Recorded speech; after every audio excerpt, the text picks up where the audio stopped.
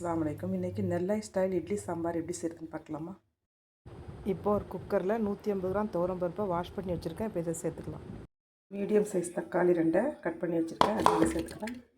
உருளைக்கிழங்கை கட் பண்ணி வாஷ் பண்ணி வச்சுருக்கேன், அதே இதில் சேர்த்துக்கிறேன். ஒரு வெங்காயத்தை கட் பண்ணி வச்சுருக்கேன், அதே இதில் சேர்த்துக்கிறேன். 2 பச்சை மிளகாய், 1/4 ஸ்பூன் மஞ்சள் பொடி, 3 கத்திரிக்காவை இந்த மாதிரி குட்டி குட்டியாக கட் பண்ணி வச்சுருக்கேன், இதே இதில் சேர்த்துக்கணும். இதுக்கு தேவையான அளவு தண்ணி ஊற்றி ஒரு 4-5 விசில் போட்டு நல்லா வேக வச்சு எடுத்துக்கிடுவோம். இப்போ சாம்பாருக்கு மசாலா வறுத்துக்கலாம். 1/2 ஸ்பூன் கடலைப்பருப்பு, 1/2 ஸ்பூன் துவரம்பருப்பு, 1/2 ஸ்பூன் ஜீரகம், தனியா 1/2 ஸ்பூன், கொஞ்சமாக வெந்தயம், 1/2 ஸ்பூன் அரிசி, எல்லாத்தையும் நல்லா வறுத்து எடுத்துக்கிடுவோம். சாம்பார் பொடி நம்ம நிறைய பிரித்து வச்சுக்கணும்னா எல்லாமே தனித்தனியாக வறுக்கணும். நான் கொஞ்சமாக ஃப்ரெஷ்ஷாக அப்பப்போ நம்ம திரித்து போடுறதுனால நான் எல்லாத்தையும் மொத்தமாக போட்டு வறுத்துக்கிறேன். மிக்ஸி ஜாரில் சேர்த்து திரிச்சிக்கலாம். புளியை தண்ணியில் ஊற வச்சுக்கணும். இந்த பருப்பு நல்லா வெந்து வந்துருச்சு. இதை லைட்டாக மசிச்சுக்கிடுவோம். பருப்பு நல்லா மசிச்சாச்சு.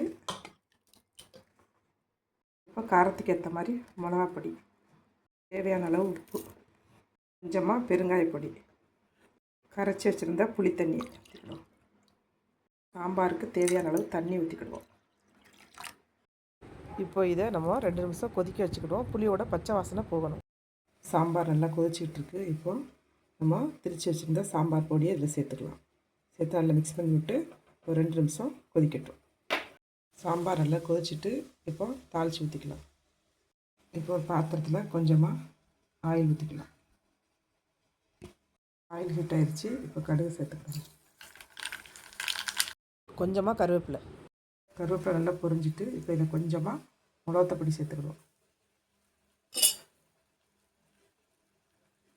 தாளித்ததை இப்போ சாம்பாரில் ஊற்றிக்கிறேன். லாஸ்ட்டாக கொஞ்சம் மல்லியில் தூவிக்கிறேன். அவ்வளோதான், சுவையான இட்லி சாம்பார் ரெடி ஆயிடுச்சு. சூடான இட்லி மேலே சாம்பாரை ஊற்றி சாப்பிடும்போது அவ்வளோ ஒரு சுவையாக இருக்கும்.